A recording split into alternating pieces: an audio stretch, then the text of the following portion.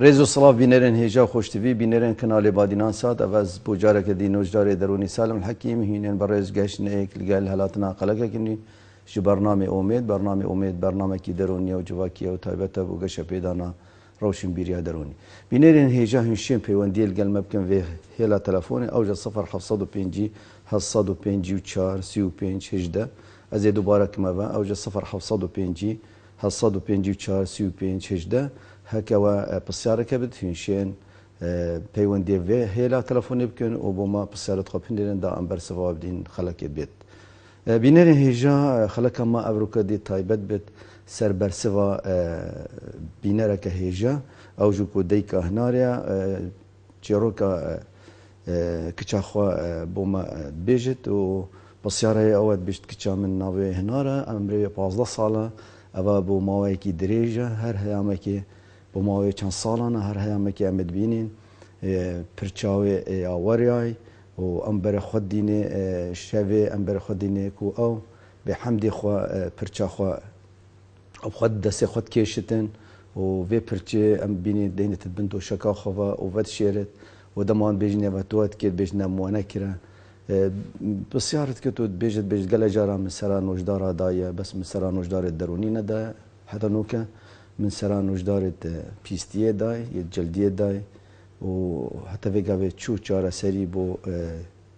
کچاوی هناره نهات نکرنه بسیارا گلو بیجتن بیجی چاره سری یک الدف نوجدار درونی هبت گلو اما نخوشیه که درونیه و هکا نخوشیه که درونی بید کادی چاره سری الگلوی نخوشیه هبت بله بینرین هیجا اما چیروکا ما بوا گوتی کو بسیارا دیکا هناری بی کو عمری 15 سالی اف نخوشیه که درونیه بجنه تکچونا و چرینا پیرتی تکچونا و چرینا پیرتی آنکو نخواش ده پیرت خوا یا پرچا خوا یا می خوا ده هل کشت و به حمدی ده هل کشانه وقت چا وقت تکچونه تین یه درونیه تین یه تین هندک تقنیت خوان آخیت خوان یعنی یه تین نشين خوا دائما دبيني نوني كت خوا ددانت خوا قرتفينت ودي خود تنا عند بردن يان نخوشية ديتين يدرونين نشين خوا هندي خوا تخورين جرمي خوا رات كن وبريندارت كن أفجج فان نخوشية كو أب بيجني تكشونا وتشرينا بيرتي قالوا تكشونا وتشرينا بيرتي كادي تشابت ام دی بحث وی خلکه دل سر وی نخوشیا درونی بید ویره دا بری نخوش پرچا خوا و چرینت یام هلکیشت یام کیشتن هست طنگاویه کت کت هست آلوزیه کت کتن و دی هست کتن کو نشید خوا ویتن و تندو تیجا خوا کیم کتن خود خوا دی چیپ کیم کتن دما پرچا خوا تلکیشت یا پیرت خوا هلکیشت یا وکیشتن پشت هنگی ده هست بخوشیه کیت پشت کیشای اف نخوشیه هنی ده هست وگو نهباریه کیت گازندادش خوا کت لومادش خوا کت آنکو هست ده پشمانیه کیتن اف بهرابتره او جهت کو پیرتی جهت هلکیشتن پرچا سریه بهرابتره اش نخوشا هلبت نخوش بهرابتري رجازي مينا أكو كتشكن بهرابتري جنكن وجي مراهقي بهرابتري بيداد بتن يعني الباص دي الشاص دي الفي 8 والفي جي بتر بربلافا بهرابتري دي سريخوا برشاوي هلكيشن ودي ولي كتن كو ديار ببتن يعني قانا كدفرك السريوي ديار ببتن كو برشاهات هلكيشاني هلبت أبنا خوشا نشيت خوا وهندي ده هولد كنا هالكيشت النشيت خوا إلا بهالكيشت أو جهت كو برابتري بيرتي جهت هالكيشت نخوشد ما برابتري ما قوتي برشا سرية بشتي برشا سري تيتن مجيلانك عندك تهين مجيلانك يتخوات هالكيشن عندك تهين بريت خوات هالكيشن يتهين سمبيلة خوات هالكيشن يتهين ريت خوات هالكيشن يتهين بيرتي دفنه دسوان دايما دفنوان و بيرتي دفنه هلكيشن ويتهين حتى برشا سينجا خوا تلکیشن یان یتین یت دستخوا تلکیشن یان یت بیتخوا تلکیشن آنکل چه دوره که لشی مروی هبتن دستی بگهته دستی بگهته دهل کیشتن و حتی هنده جارا هندک دوره دیجی که یت ام بیجی پشتی که خوا هندک تلکیشن و نشین خوا اول دوره کو بهرابتری کو لشی خوا پیرتی جت کیشن اف دوره ما گوتین کو بهرابتری الپرچا سریه و دیوده تیت مجیلان کو و بری و حتی پیوچن هلبت دما تلکیشتن اف نخوشی هنه گلک هستب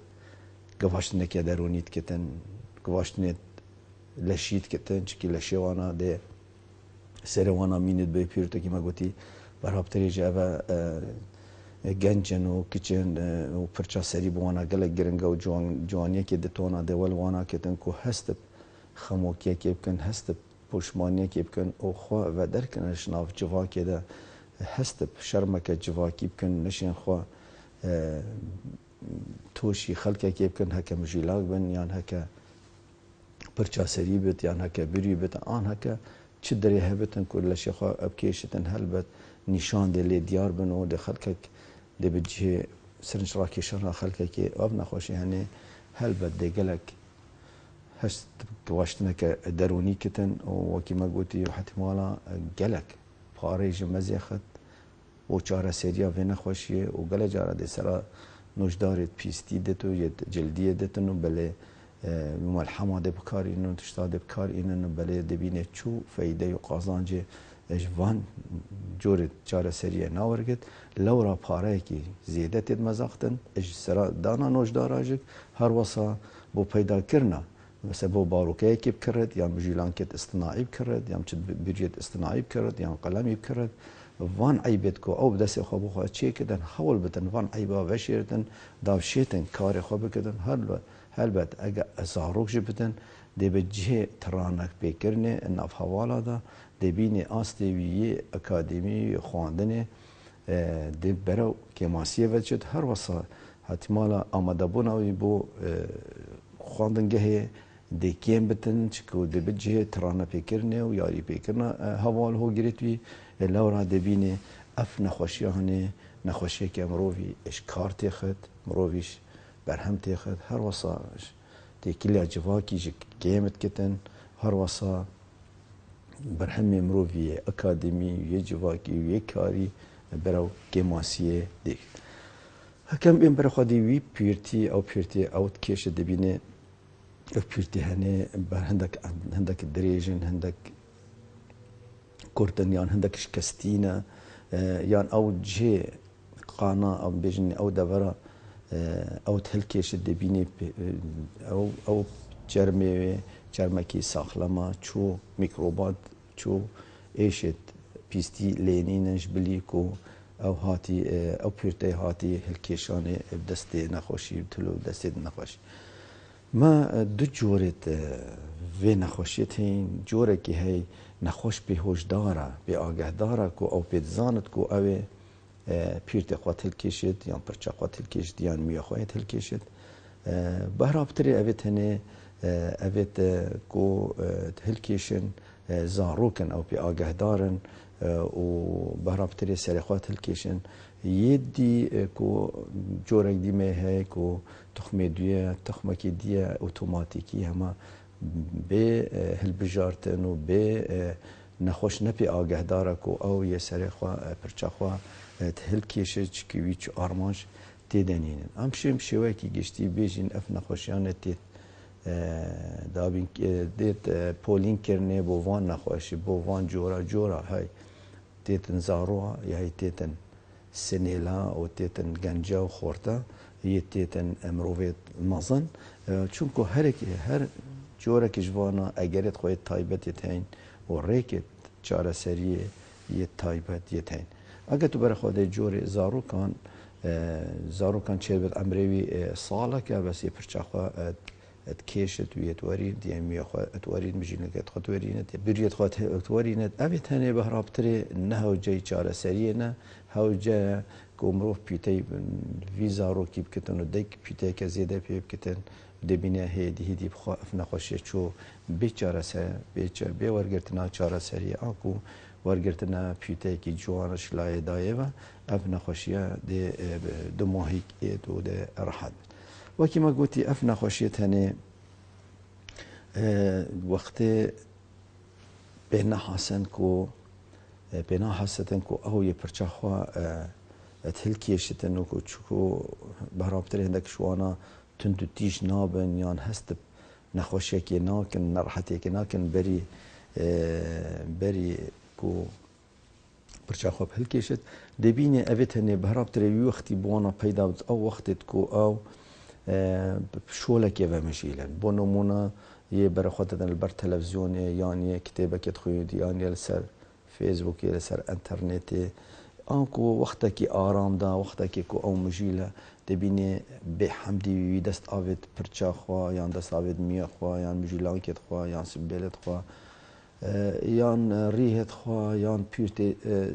سینگ خوا او هیدی وی وچری و اینا داره و به حمدی و بینا حسدن هندکش وان نخوشی تنه به پرچیم بس نه بس این داره و آویتن یتین دیدن بر لیوت خوا ده بر لیوت خوا ده اینو تو بید و ده بر دارت خوا و یتین ده داعی رجک اوی پرچه ده داعی رد و مطر سیال سروی جوره نخوشی هین و گلک نخوش یتهاتین دیتنه و بهرابتره کیوان بینتن دکتر نوجدار جراح وانات بینه ده بینه اوی وکهولکی دزکی ویده ریوی که توی تهاتین گرتن و توش عملیاتا که نشته گریه که بی دی برای خاطر روی که توی وکتن و روی که توی تهاتی گرتن دی بینتن کومک پرچا سریه یاد روی که دویده و یا بی اگر هنده کو پرچاوی نخوشی هنه یا بی اگر هنده کو اف پرچا هنه ریال روی که گرتی و اف روی که یتهاتین گرتن و نشیتن کار خوا درستی بکتن روی که توی لورا اف نخوشیان احتمالا مطلسیه که بتن سر جیاناوی احتمال تشید بتن اف نخوشیان توشی مرنکی بتن زبر به نخوشیانه آنکو اف نخوشیانه دبینه تو وقتی ده پیدا بد او وقتی کو اف نخوشیانه آرام داد خوشیه که ده و دبینه اف نخوشیانه هم وقتا شرمت کن کو تکلیل گل خلکه کی بکن شرمت کن وسط دیار کن بو خلکه کی بیجن کو امن پرچاقات الکشین جبر هنده دبینه اوا سرادانا نوجدار درونی ناکن چند جارب چدف نوجدار پیستی و بیشتی هر سرادانا نوجدار درونی بکه سرادانا نوجدار درونی کد خلکه ماجک اف روشن بیرینی نکو دیار کته کو اف نخوشیانه اگرت نخوشی درونی نه آنکو نفسی نه حالت کی نفسیه خلک مال دبینه گلک ده عجزیه بو وی نخوشی چه کن و دبینه هم تو بخو پرچا خوا تهلکیشه تو مرو وکیل آوازی و تو نشی خوا هلبت یعنی اف نخوشیه هنه اف تکچونا مگوتی پرچ هلکیشانه گلک با دورکی نگاتیو تخسر خیزانه تخسر نخوشی هر وسط تختن سر آبوریا ناف مال دا و کیشیت ناف مال دا پیدا بن چید بتن اوی هنی اف نخوشی هنی پرچا خواجه هل کیشید اش درکی چید بتن دو درا سه درا جب هل کیشید یعنی یه هایش پرچا خواجه سریجه هل کیشید یه های مجیلاکت خواجه هل کیشید نفسی وقتی داوی های بیریت خواجه هل کیشید یا سنبیلت خواه یا ریت خواه یا پیرت سینگ خواه یا یه دست خواه یا یه بیت خواه آنکو چید بتن نبس همه جهه که تنویش دگلک دورا اللش خواه به حمدی خواه دست باویت و هل کیشتن یه های نبس لش خواه پیرتیوی تل کیش دی های دی چتن لش کسک دیجی دی پیرتیجی هل کیشت یا یه تین زارو که تین پیرتی گیانواره که هیت مال ده پیرتیجی تل کیشت بر نمونه کوترکه های یا پشیکه که های یا گیانواره که مال ده بیان بالنده که مال ده اف زارو که یا اف مروه که توشی وی نخوشی بی ده به حمدی وی ده پیرتی وی گیانواری جی کیشتن آنکو چه بد بو خوش بکشد و چه بد بو خلق دی بکشدن یا بو گیانواره که دی بکشدن وکی ما گوتی پشتی کو وی نخوشی اف پیرتا هد کشای اف پیرتا کل کشای یان قانکا یان قفتا جوان پیرتا هل کشای يتهين وكما قلتي كان بلي بيت خورا او تينو ندبن وزريت يدت كان ويتهين دن بلقا وبددانت خوا ودات ايران وبت اجرا قرتنا ريفيكا واجرا كو نشتاقريك بوي بيت كرني اداويش مرني خلاص كت هند جارا هندك رفتار ديجي بوي بيدا بد اف رفتار ما قلتي كو برشل كيشانه يعني بيرتل كيشانه رفتار ديش رفتار تن الجال لقاء النوني كت خدن النوني كت خو حمي وقتا دبين تلتويد دست دبيده حمي وقتا ويدد بر لقاء يعني يهي دي حمي وقتا وقرنجكا الاشياء خدتن الشرمي خدتن دبيرين دار كتن ودا هست خوش يكيب كت هكذا بين چاوا دي دست نشان که دي چاوا زاني گلو اول نخوشیه که درونیه دي چاوا زاني یک شوانا هكا تا دید کو پیرت يعني پیست لشه وی نخوشی چو میکروبات و چو کل بینو افتشتت دنینه و هكا هات و اوی مروفي بو بردوام ماوایکی دریش همي وقتا نشید خواه إلا پرچا خواه وچرد میخوا ابهل کشید یان کیشانه که بو پیدا کد و بو درجه که کو جهه کی والا بهلتن آنکو به پرچ بهلتن و صلعه که بو چه بتن اوه نشانه و نخوشیه یادی بری هل کیشانه بری پرچ کیشانه یا وچرینه یا پیرت وچرینه آلوزی زیادت بتن دوی نخوشی آنکو توتر بوی چید بت قلقه که زیاده بوی چید بتن و ده حول دتن وی قلقه کم کتن وی آلوزی کم کت وی تندتیشی کم کتن بله بیچاره نشیتن پشتینگه ده نچار بتن ده پرچا خواه هلکیشتن دما پرچ هلکیشا پشتینگه ده هست آرامیه که ده هست تربونه که کتن پشتی اف پیرته هنی دریا خستی و پشتی او هست تربونه که رو آرامیه که رو خوشیه که لحظاته که پشتی اینگه یک سرد گازندش خواه که دلومش خواه که دکت تراشه که دیا درونی ده یا نخوش ده هست بکیماسیه که ده هست کتن که او نشد پال دارید خواه زال بده سر پال دارید خواه دی خو بیند مروه کی کیم خو مروه کی لاواس آنکو ریز گرتناوی بو کسی تاوی دی کیم بده نظم بده بیند کو او نشیتن وان پال دارید خواه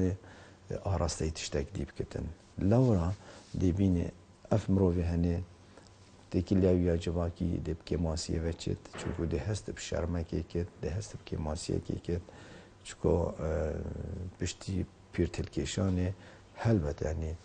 سربار که توی دیارت بن بو نمونه بیجی میجیلان که توی نمینن یا بجی چاوان نمینن یا پرچا سریوی هنده درا لیبین قان و پرد نما هر بد به جهه شرمی بوی ناف خلقه که ده لورا ده خواه اش خلقه که وکیشتن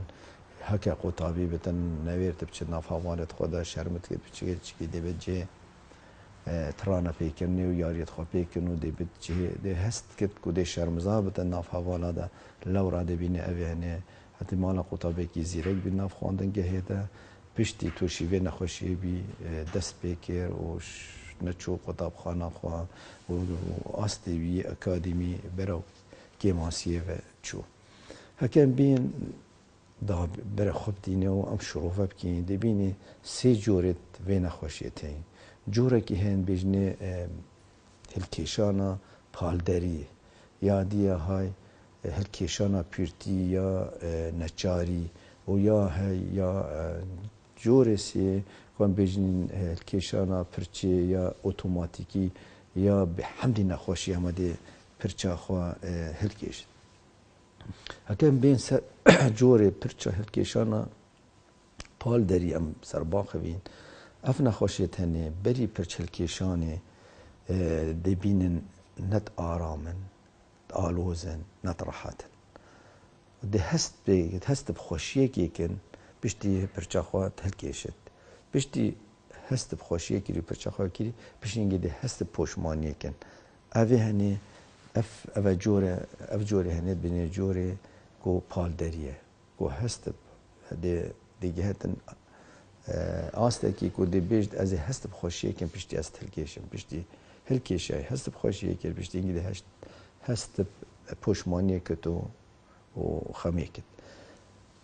جوری دوی جوری نچاریه نچاره بد اف نخوشیه وقت چا وقتی مگوتی تک چونا وسواسی یا نچاره بکریار ای اوج وقویه وی جوری هنی اف نخوشیه هنی بینتن تندو تیجه ایجزه نراحت یا خوا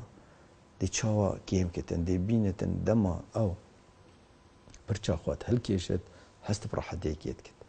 چرا کانا بین دل برخوا وکید بین تندو تیجه و نراحته و نزان دی چی کتن دی پرچا خوا هلکیش دما پرچا خوا هلکیشه دی راحت بتن و دویتم خوش وی طنقاویه خلاص کت وی ریکا کو ان بیجین و چرینا پرچیه و کشانا پرچیه و دینا چار بتن وی کاری بکتن دا کو هست راحتی بکتن جوری سی ام بیجین جوری به هوشداری آنکو به حمدی نخواشی نساخی به حمدی وی چو هزر برینگی بوی پیدا نابن کو هست بکتن بیجد اسنا راحتم از پرچه هلکیشم یان از پشتی بینه که از هست بخوشیه که نخیر اف مروی هنه دبینه به حمدی وی هاش خوانینه آنکو به هوشیاوی وی وقتی تایبت نه او وقتی او هست بخوشیه کت گوی خودت موسیقی گوی خودت تلویزیونی یان کتابه کیت خوینت یان مجیله سر انترنتی شولکی و مجیله دبینه وی وقتی دست آویت به حمدی وی او پینا حسد اوی پرچاقات هلکیشت دی دست آویت یان پرچاقات هلکیشت یان مجیلام کت خواه یان برجیت خواه یان پیر تیویل چی دورا لشوی هبه ده هلکیشتن و هست پینا کتن و هند جارا ودگهت راده که بیشتر تو یه پرچاقات هلکیشی دبی نخیر نه هلکیشایا و اوت هنی پی تی وی اوت نزیکی وی آگاه دار کن بیشتر اوت توی هلکیشی و پیونده که الجلوانا هبت اوت هنی یعنی به هل بجارتنا وانا یه پیرتی خواه ات هلکیشن آنکو هلکیشان ما های هلکیشانا پیرتی یا هل بجارتی کو او ویا ریکه که هل بجارتی هست بخوشیب کت هلکیشت یان اوا دی اوا ما گوتی اوا به حمدی وانا یا به هل بجارته نوی به حمدی وی افتشتی هنی چید بتن و دی بینه اوی هنی اختیار خواه اراده خواه یه هی هلکیشت یه هی نب اراده خواه نب اختیاراوی نب هل بجارتناوی بو وی کاری یت کتن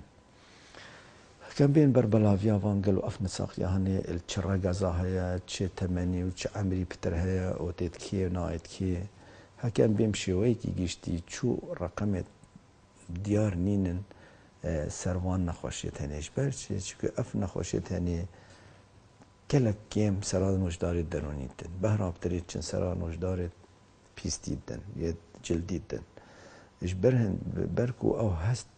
هستت كن كواكبشن سرادانا نجدار دروني كن كو خلقك دي بيجن افا دين اف هزرت هني خلط يسري خلقك ده نه بس خلقك ما الفيري حتى اش دربي ولا تيجي يديتين كو اف جوري وان نخوشا سرا نجدار دروني نادن الدوما هيك چن سرا نجدار دروني دن اوج هكا ملحا مالي ويا دكتوري بيه پیستی کو هنار تبتن آراسته نجدارکی درونی کرد بشد هکم بیم شیوه کی گشتی ام بر خود اینه بر بلاویاوی ایک الصادیه ناف جوا کده و هکا رقم دی هندکی رقم بیجن کو بر بلاوی نیو الصادیه و بهرا بتری اف نخوشیه هنی تیتن رگزی می برا بتری تیت کچکا و یه دیتین دما بری شصالیه شو برابطری ناو چو جیاوازی نابین راگزی دین آنک وک هفن کچک و کرک وک یک توشی وی نخوشیت بن بس پشتی 6 سالیه و ویوته یدیتی 7 ساله شوانا کچکن توشی وی نخوشی هنی ادبن وکی ما گوتی ما دو جوره تین جوره کو ید بجنه زاروکینیه او جک کو سالا دوی دست پید که دو حتی سالا ششه و اف جوره هنه جوره که هما بخوا ساقت بن و بو ماوای که تیت دف وین زاروکی هنه و پشتینگی به هوجه چاره سریه نینه بخوا ساقت بن جوری دی وکی مگوتی جوری کو گنجاتیه و جوری خورتاتیه و مراهقه و سنیلیه ده دست پید که تو بهرابتر شوانا کو تکچن توشی و نخوشی هنید بین و اوید هنه دبینه گازن داوانا السر پرچ کو پرچاوانا تیتن پرچاخوا ات روین هکم بین سربار که توانا گلو پشتی پرچاخوا تینن داره چه بونوی نخوشی چیت بیتن جبلی کو پرچ نما و جوانی جیچو پیرت نما الوان دورت کو مروف گله حست کتن پیرت لها بیتن وک مجیلان که وک بریانا وک پرچا سریه حتی دو ماهی که اف نخوشیت هنی هست بخموکیه کیت کن هست کیماسیه کیت کن باوری آنا بوان کیمت بید هر وصا توشی تا ساجواکید بین آکو نشین و ناف خلقه که ده بدان استاندنه بکن هست تکن دائما وین ودر بین تکلیل گل خلقه که نکن چکو ده هست کن کو ده شرمزار بر ناف خلقه که ده آنکو خلقه ده پی حسدن کو اوی اف شولی هنه کن هر وصا وکی مگوتی اف نخوشی هنه ده بهای ویل دفوی کیم بتن و ده کار توی ده کارت خواه اجدز دتن چکی هر مروفک هوجه خلقه که کو ناف خلقه که ده کار که بکن چو کار نینن به کو تکیلی خلقه هنده جارا مضاعفات لشیج بود چید بن وکی ما گوتی هنده جارا چید بتن گلک پیرتی داعیره تو با سال و زمانه اف پیرتی هنه وک هولا که لیبیت وک طبای که لیبیت ریوی که توی ده و بد اگره گرتنا ریوی که توی و اگره آلزینا ریوی که توی دبینه و هن احتمالا هوجه نشتگریه که مازم ببتن که ریوی که توی وکن و هکا نین وکر نید چید بد توشی مرنی ببت هر وصا دبینه احتمال هنده جارا التهاب جل جیوی جی چه بی جه کو پیرته خواه هل کشای پیوازو که رها پیرتهوی اینا این داری و همی وقتا اینا این داری چید بتن التهاب بو چه بین ها وصا که ما گوتی ده سربار که دینه ید معنوینه ید دراوینه ید پارینه اف مروی هنه احتمال ده گلک چتن جوان کاری بخابریا چه کرد یا ده چه بارو کد گران کرد یا بریت اصطناعی یا نوجیلان کد اصطناعی و حتی دو ماهی که و هر وصا ده بت آرشه نابینا جواکی ده نابینا زارویت نافخوش کو براوان ده یا دوی زارو کی کن یان آرشید نابینا جنو میرا ده چه بین اوه همی اوه اگر نو سربار کن سروی نخوشی هنه بو پیداد بتن هر وصا دبینه هکا زاروک بتن یان هکا سنیله بتن دبینه کو دبت جهه ترانا پیکرنا حواله توی دی لورا بینه اف نخوشی هنه سردانا نشت بچتن قطاب خانه خواه دبت اگری هنده کو دستش خواندنی بردتن یان خواندن خواه بهیلتن هاسا دبینه آرشه نابینا مالی داشت چی بین حتی مالا دی بام بجن هست بکن بیجن که او مقصرن بران بری وی نخوشی هنه و سخبریوی تازه نکرنه لورای توشی وی نخوشی هنه بی اف نخوشی هنه هنده جارا تیتن بو فتره که تیت و پشتینگه چید بید پشتی دمکی چی بی دی سوا پشتی فتره دی که واش نگدرونی بو وی نخوشی چی بی دی سوا لیزاری آنکو اف نخوشی های یا های بردوام دی میتل مرووی یا های دل مروی هبتن بس دمک و گواشتنه که درونی بکه سر نخوشی وی وقتی دی پیدا بد بله بینرین هیجا ام ویچندی ام دی نچار بین این دو ماهی که وی خلکی ام دی خلک آبید ام دی بردوامی دین سروی بابتی بمینن شاد و کامیران